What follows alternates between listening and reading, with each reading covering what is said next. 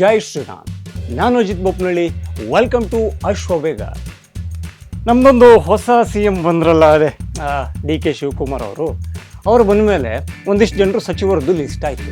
ಆದರೆ ಈ ಎರಡನೇ ಹಂತದ ಒಂದು ಸಚಿವರ ಒಂದು ಲಿಸ್ಟ್ ಇದೆಯಲ್ಲ, ಅದ್ರ ಬಗ್ಗೆ ಭಯಂಕರ ಚರ್ಚೆಗಳಾಗ್ತಾ ಇದ್ದಾವೆ.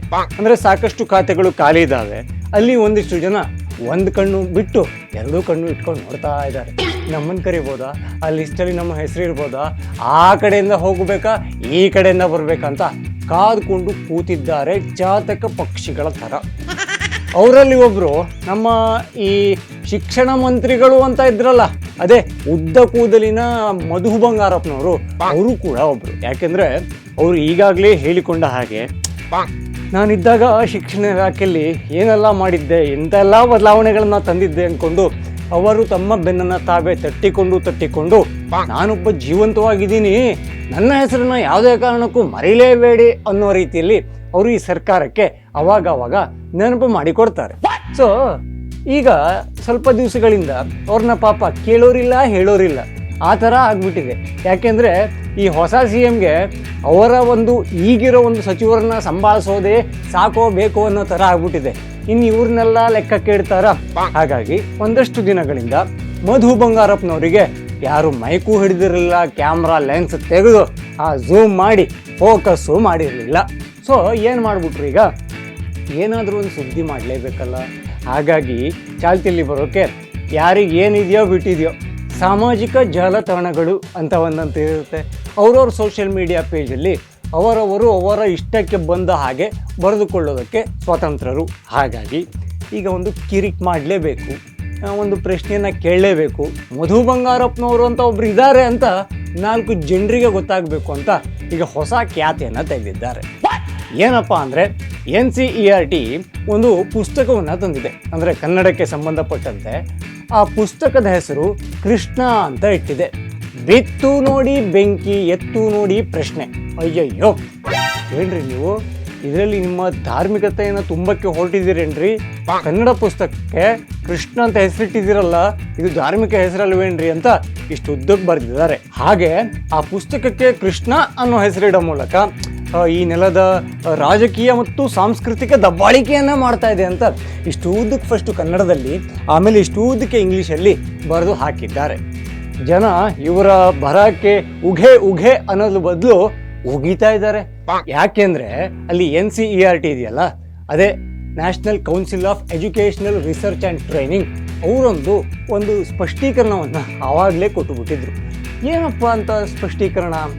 ನಾವು ನಮ್ಮ ಭಾರತದಲ್ಲಿ ಹರಿಯುವಂತಹ ನದಿಗಳ ಹೆಸರನ್ನು ಬೇರೆ ಬೇರೆ ಭಾಷೆಯ ಪುಸ್ತಕಗಳಿಗೆ ಇಟ್ಟಿದ್ದೀವಿ. ಈಗ ಕನ್ನಡಕ್ಕೆ ಕೃಷ್ಣ ಅಂತ ಇಟ್ಟಿದ್ದಾರ? ಕೃಷ್ಣ ಯಾಕೆ ಸುಮ್ಮನೆ ಇಟ್ಟಿದ್ದಾರ? ಖಂಡಿತ ಅಲ್ಲ. ನಮ್ಮ ಕರ್ನಾಟಕದಲ್ಲಿ 400 ಕಿಲೋಮೀಟರ್ಗೂ ಜಾಸ್ತಿ ಹರಿಯುವಂತಹ ನದಿ ಕೃಷ್ಣ. ಕರ್ನಾಟಕಕ್ಕೆ ನೇರವಾದ ಸಂಬಂಧ ಇದೆ. ಸೊ ಇಲ್ಲಿ ಕನ್ನಡ ಪುಸ್ತಕಕ್ಕೆ ಕೃಷ್ಣ ಅಂತ ಇಟ್ಟರೆ, ಇಂಗ್ಲಿಷ್ ಪುಸ್ತಕಕ್ಕೆ ಏನಿಟ್ಟಿದ್ದಾರೆ? ಕಾವೇರಿ ಅಂತ ಇಟ್ಟಿದ್ದಾರೆ. ಹಾಗೆ ಉರ್ದು ಅಂತ ಒಂದು ಭಾಷೆ ಇದೆಯಲ್ಲ, ಅದಕ್ಕೆ ಏನಿಟ್ಟಿದ್ದಾರೆ? ಯಮುನೆಯ ಹೆಸರನ್ನ ಇಟ್ಟಿದ್ದಾರೆ, ಯಮುನಾ ಅಂತ ಇಟ್ಟಿದ್ದಾರೆ. ಹಾಗೇನೆ ಹಿಂದಿ ಭಾಷೆಯ ಟೆಕ್ಸ್ಟ್ ಬುಕ್ ಇದೆಯಲ್ಲ, ಅದಕ್ಕೆ ಗಂಗಾ ಅನ್ನೋ ಹೆಸರಿಟ್ಟಿದ್ದಾರೆ. ಹಿಂದಿಯವರಿಗೆ ಗಂಗಾ ಅನ್ನೋ ಹೆಸರನ್ನ ಕಂಡ್ರೆ ಸಮಸ್ಯೆ ಇಲ್ಲ, ಇಂಗ್ಲೀಷ್ ಅವರಿಗೆ ಕಾವೇರಿ ಅನ್ನೋ ಹೆಸರು ಕೇಳಿದ್ರೆ ಮೈತುರಿಕೆ ಬರೆಯಲ್ಲ. ಈ ಉರ್ದುದವರಿಗೆ ಯಮುನಾ ಅಂತ ಹೆಸರು ಕೇಳಿಬಿಟ್ರೆ ಅಯ್ಯ ತೇರಿ ಅಂತ ಏನು ಬಾಯಿಗೆ ಬರೋದಿಲ್ಲ. ಆದರೆ ನಮ್ಮ ಕನ್ನಡದಲ್ಲಿ ಈ ಮಾಜಿ ಶಿಕ್ಷಣ ಮಂತ್ರಿ ಆಗಿದ್ದವರ ಮಧು ಬಂಗಾರಪ್ಪನವರಿಗೆ ಕೃಷ್ಣಾ ನದಿ ಕರ್ನಾಟಕದಲ್ಲೂ ಹರಿಯುತ್ತೆ ಅಂತ ಗೊತ್ತಿದೆಯೋ ಗೊತ್ತಿಲ್ವೋ. ಹಾಗಾಗಿ ಇದು ಒಂದು ಧಾರ್ಮಿಕ ಹೆಸರು, ದೇವರ ಹೆಸರು. ಹಾಗಾಗಿ ಇದನ್ನು ಇಟ್ಟು ಇಲ್ಲಿ ದಬ್ಬಾಳಿಕೆಯನ್ನು ಮಾಡ್ತಾ ಇದೆ, ಸಾಂಸ್ಕೃತಿಕ ದಾಳಿಯನ್ನು ಮಾಡ್ತಾ ಇದೆ ಅಂತ NCERT ಮೇಲೆ ಮುಗಿಬಿದ್ದಿದ್ದಾರೆ. ಆದರೆ ಇವರು ಬಿದ್ದಿದ್ದು ಒಬ್ಬರೇ, ಇವರ ಮೇಲೆ ಬಿದ್ದವರು ಸಾಕಷ್ಟು ಕನ್ನಡಿಗರಿಗೆ ಕೃಷ್ಣಾ ನದಿಯ ಬಗ್ಗೆ ಗೊತ್ತು, ಕೃಷ್ಣೆಯ ಪ್ರಾಮುಖ್ಯತೆ ಗೊತ್ತು. ಹಾಗೆ NCERT ಯಾಕಾಗಿ ಕೃಷ್ಣ ಅನ್ನೋ ಹೆಸರನ್ನ ಇಟ್ಟಿದೆ ಅನ್ನೋದು ಗೊತ್ತು. ಬೇರೆ ಯಾವ ಭಾಷೆಯವರಿಗೂ ಸಮಸ್ಯೆ ಇಲ್ವಂತೆ. ಇವರು ನಮ್ಮ ಹಣೆ ಬರಹಕ್ಕೆ ಶಿಕ್ಷಣ ಮಂತ್ರಿಗಳು ಆಗಿದ್ರಂತೆ. ಅವರೇ ಒಂದು ಪೋಸ್ಟಲ್ಲಿ ಬರ್ಕೋತಾರೆ, when I was educational minister ಅಂತ. ಅಂದರೆ ಆಗಿದ್ದೆ ಅನ್ನೋದನ್ನ ಹೇಳಿ ಇನ್ನು ಮುಂದೆ ಆಗದೇ ಇಲ್ಲ ಅನ್ನೋದನ್ನು ಕೂಡ ಸೂಚ್ಯವಾಗಿ ಬಿಟ್ಟುಕೊಟ್ಟಿದ್ದಾರೆ. ಇಂಥ ಒಂದು ಭಯಂಕರ ಪಾಂಡಿತ್ಯವನ್ನು ಹೊಂದಿರೋರೆಲ್ಲ ನಮ್ಮಲ್ಲಿ 3 ವರ್ಷ ಶಿಕ್ಷಣ ಇಲಾಖೆಯನ್ನು, ಅಂದರೆ ನಿಮ್ಮ ಮಕ್ಕಳನ್ನ, ಅವರ ಭವಿಷ್ಯವನ್ನು ರೂಪಿಸುವಂತಹ ಸರ್ಕಾರಿ ಶಾಲೆಗಳಲ್ಲಿ ಅವರು ಏನನ್ನ ಕಲಿಬೇಕು, ಏನನ್ನ ಓದಬೇಕು, ಅವರು ಹೇಗಿರಬೇಕು, ಅವರು ಓದುವ ಪಠ್ಯದಲ್ಲಿ ಏನಿರಬೇಕು ಏನಿರಬಾರ್ದು ಅಂತ ನಿರ್ಧಾರ ತಗೊಳ್ಳೋದು ಇಂಥವರು. ಅಂದ ಹಾಗೆ ಇವರಿಗೆ ಕನ್ನಡ ಓದಕ್ಕೆ ಬರುತ್ತಾ ಅಂತ ಕೇಳಿದ್ರ ದೇವ್ರ ಹಣೆ ಬರಲ್ಲ. ಇದು ಅವರನ್ನ ಗೆಲ್ಸಿ ಕಳಿಸಿದ್ರಲ್ಲ ಸೊರಬ, ಆ ಮತದಾರರ ಮೇಲಾಣೆ ಅವರಿಗೆ ಕನ್ನಡ ಓದಕ್ಕೆ ಬರಲ್ಲ. ಯಾಕೆ ಅಂತ ಕೇಳಿ, ಅದನ್ನು ನಾನು ಹೇಳ್ತಾ ಇಲ್ಲ, ಅವರೇ ಹೇಳ್ಕೊಂಡಿದ್ದಾರೆ. ಹಾಗಾಗಿ ಇಂಥವ್ರನ್ನೆಲ್ಲ ಕಟ್ಕೊಂಡು ನಾವು 3 ವರ್ಷ ರಾಜ್ಯವನ್ನು ಹೆಂಗೋ ತಳ್ಳಿಬಿಟ್ಟಿದ್ದೀವಿ. ಈಗ ಬೇರೆ ಯಾರಾದರೂ ಸ್ವಲ್ಪ ಬುದ್ಧಿವಂತರಿಗಿಂತ ಸಾಮಾನ್ಯ ಜ್ಞಾನ ಇರೋರಿಗೆ DK ಶಿವಕುಮಾರ್ ಅವರೇನಾದರೂ ಈ ಶಿಕ್ಷಣ ಮಂತ್ರಿಗಳು ಅನ್ನೋ ಒಂದು ಹುದ್ದೆಯನ್ನು ಕೊಟ್ಟಲ್ಲಿ ಒಂದಿಷ್ಟು ಅಂದರೆ ಸ್ವಲ್ಪ ಏನೋ ಬದಲಾವಣೆ ಆಗ್ಬೋದೇನೋ ಅನ್ನೋ ಒಂದು ಕನಸು ಈ ಮಧ್ಯಾಹ್ನ ಗಡದ್ದಾಗಿ ಊಟ ಮಾಡಿ ಮಲಗ್ದಾಗೇನು ಬಿದ್ದರೂ ಬೀಳಬಹುದು. ಅದರ ಜೊತೆಗೆ ಇನ್ನೊಂದು ಟ್ವೀಟನ್ನು ನಮ್ಮ ಮಧು ಬಂಗಾರಪ್ಪನವರು ಮಾಡಿದ್ದಾರೆ. ಆ ಟ್ವೀಟನ್ನು ಕೇಳಿದ್ರೆ ನೋಡಿದ್ರೆ ನೀವು ಮಕದಲ್ಲಿ ನೆಗಿಬೇಕು ಅಥವಾ ಚಪ್ಪಾಳೆ ತಟ್ಟಬೇಕು ಅಂತ ನಿಮಗೆ ಡೌಟ್ ಬರೋದು ಪಕ್ಕಾ ಆಗುತ್ತೆ. ಯಾಕೆ ಅಂತ ಕೇಳಿ, ಅವರು ಈ ಪೋಸ್ಟರ್ನ ರೆಡಿ ಮಾಡಿ ಪೋಸ್ಟ್ ಮಾಡಿದ್ದಾರೆ. ಅದರಲ್ಲಿ ಅವರ ಫೋಟೋ ಇದೆ. ಆ ಪೋಸ್ಟರಲ್ಲಿ ಅವರು ಏನು ಬರ್ಕೊಂಡಿದ್ದಾರೆ, ಈಗ ಒಂದು ಉತ್ತಮ ಶಾಲೆ ಅಂತ ಕರೆಸಿಕೊಳ್ಳೋದು ಕಟ್ಟಡದಿಂದ ಅಂತಲ್ಲ, ಈ ಮಕ್ಕಳ ಜೊತೆಗೆ ಬೆರೆತು ಕಲಿಸುವಂತಹ ಶಿಕ್ಷಕರಿಂದ ಅಂತ ಬರ್ಕೊಂಡಿದ್ದಾರೆ. ಯಾಕಾಗಿ ಈ ಮಾತು ಬಂತು ಅಂತ ಕೇಳಿದರೆ, ಕರ್ನಾಟಕದ 40ಕ್ಕೂ ಹೆಚ್ಚು ಶಾಲೆಗಳು ಶಿಥಿಲಾವಸ್ಥೆಯಲ್ಲಿ ಇದೆ ಅನ್ನೋ ಒಂದು ವರದಿ ಬಂದಿದೆ. ಅದು ಯಾರ ಅವಧಿ ಬಿಟ್ಟಾಕಿ ಯಾರ ಅವಧಿಯಲ್ಲಿ ಅದು ರಿಪೇರಿ ಆಗಬೇಕಾಗಿತ್ತು.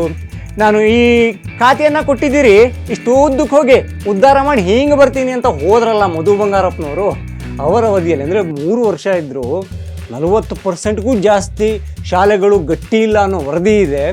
ಈಗ ಹೇಳ್ತಾರೆ ಒಂದು ಉತ್ತಮ ಶಾಲೆ ಅಂತ ಕರೆಸ್ಕೊಳ್ಳೋಕೆ ಅದಕ್ಕೆ ಕಟ್ಟಡ ಅನ್ನೋದು ಇಂಪಾರ್ಟೆಂಟ್ ಆಗಲ್ಲ, ಶಿಕ್ಷಕರು ಇಂಪಾರ್ಟೆಂಟ್ ಆಗ್ತಾರೆ ಅಂತ. ಶಿಕ್ಷಕರೇನು ಬೈಲಲ್ಲಿ ಕೂತ್ಕೊಂಡು ಪಾಠ ಮಾಡಬೇಕಾ ಅಥವಾ ಮಧು ಬಂಗಾರಪ್ಪನವರ ದೊಡ್ಡ ಮನೆಯ ಕಾಂಪೌಂಡ್ ಒಳಗೆ ಬಂದು ಪಾಠವನ್ನ ಮಾಡಬೇಕಾ? ಇದನ್ನ ಕೇಳಲೇಬೇಕಲ್ಲ, ಜನ ಕೇಳಲೇಬೇಕು.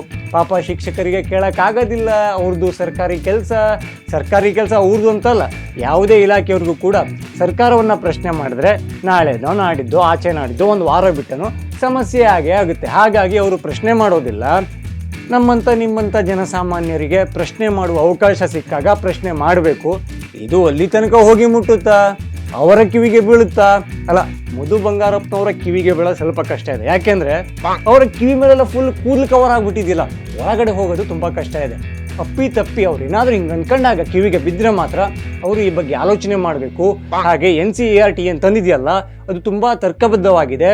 ಭಾರತದ ನದಿಗಳನ್ನ ಹೆಸರನ್ನ ಬೇರೆ ಬೇರೆ ಭಾಷೆಯ ಟೆಕ್ಸ್ಟ್ ಬುಕ್ಗಳಿಗೆ ಇಟ್ಟಿದೆ.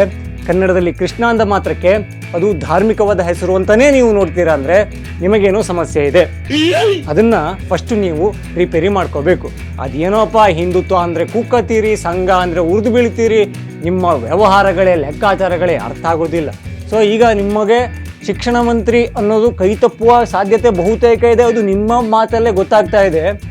ಮುಂದಿನ ಸಲ ನೀವು ನಿಮ್ಮ ಕ್ಷೇತ್ರದಿಂದ ಗೆಲ್ತೀರಾ, ಇದೇ ರೀತಿಯಲ್ಲಿ ಎಲ್ಲದಕ್ಕೂ ಹಿಂದೂ ವಿರೋಧಿ ಬಣ್ಣವನ್ನ ಕಟ್ಕೊಂಡು ಓಡಾಡ್ತಾ ಇದ್ರೆ ಜನಗಳು ಉಳಿಸ್ತಾರ?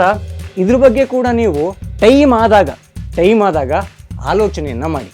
ಇನ್ನೂ ಯಾರೆಲ್ಲ ಅಶ್ವವೇಗ ಚಾನಲನ್ನು ಸಬ್ಸ್ಕ್ರೈಬ್ ಆಗಿರುವ ಈ ಕೂಡಲೇ ಆಗಿ, ಹಾಗೆ ಎಲ್ಲ ವಿಡಿಯೋಗಳಿಗಾಗಿ ಬೆಲ್ ಐಕಾನ್ ಅನ್ನು ಒತ್ತಿ.